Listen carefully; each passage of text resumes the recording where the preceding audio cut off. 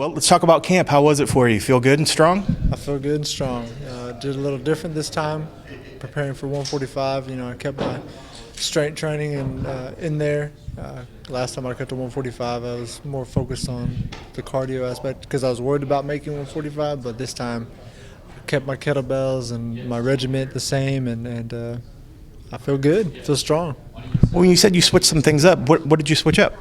Well, last time I cut to 145, I cut out doing the kettlebells that I normally do and a couple things that I do for strength training, and focus more on cardio. But this time, I just kept my regiment the same. Hit the kettlebells, hit the barbells, and I feel good, feel strong, and I'm still right on track to make weight.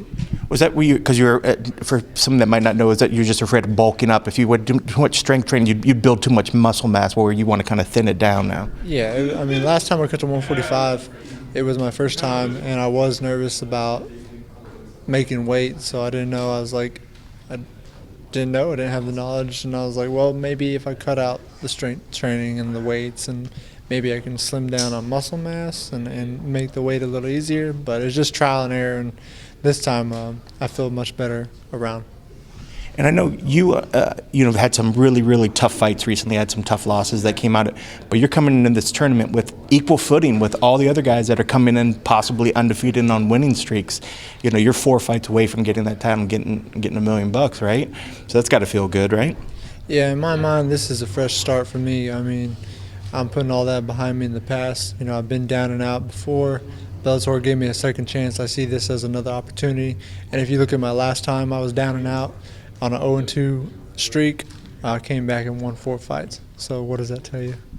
Any big plans for that $1 million? Shoot, just take care of my family, take care of some close friends, and honestly, I'll probably take a road trip, and go pay back a bunch of people that helped me along the way to get to that point. And just a bunch of IOUs, say thank you, show my gratitude, and then of course, I'd like to get back to my hometown, my community, and do a couple things around there. Shoot, I'd upgrade some gyms, upgrade a couple things with the high schools, and just see what I can do to help improve around the community and just show the love and fruits of my labor. Definitely that's life-changing money, but also on the other side of it, it comes with a title. It comes with a recognition for all your hard work. So I have to ask, which means more in the sense, which will you be happier to get the money to pay back all those things, or is it also the title to be able to kind of hang your hat and say you accomplished what nobody or very few have been able to accomplish? I mean, personally, yeah, I would love to get that. To get the title would mean to be able to leave a legacy and something for, myself and my family to be proud of.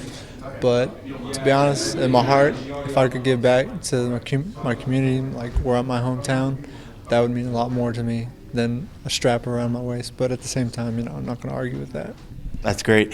All right, you're giving Daniel Straus as your opponent. What was your immediate reaction, and kind of break him down for me? Where is he dangerous, and what are you expecting for him to bring to this fight? Yeah, when I found out, my first draw in the tournament was Daniel, I was excited, former champ. Big test right off the bat, and that's how I like it. I like to be pushed, I like to be tested. So, and Daniel, he's an explosive fighter, but he's coming back off of that accident. And yeah, he had a shining moment against the War Rhino, but we'll see how different he fights at 145. And it's been a while since he's had to make that cut to 145. So, I mean, I know my game plan, he knows his game plan. We're going to go there and try and take each other's heads off. And but me, I refuse to be broken.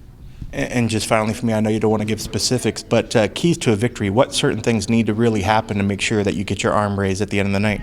My keys to victory, well, first and foremost, keep my hands up. And second, just implement every single thing that I've worked on this camp and hit them with everything I've got.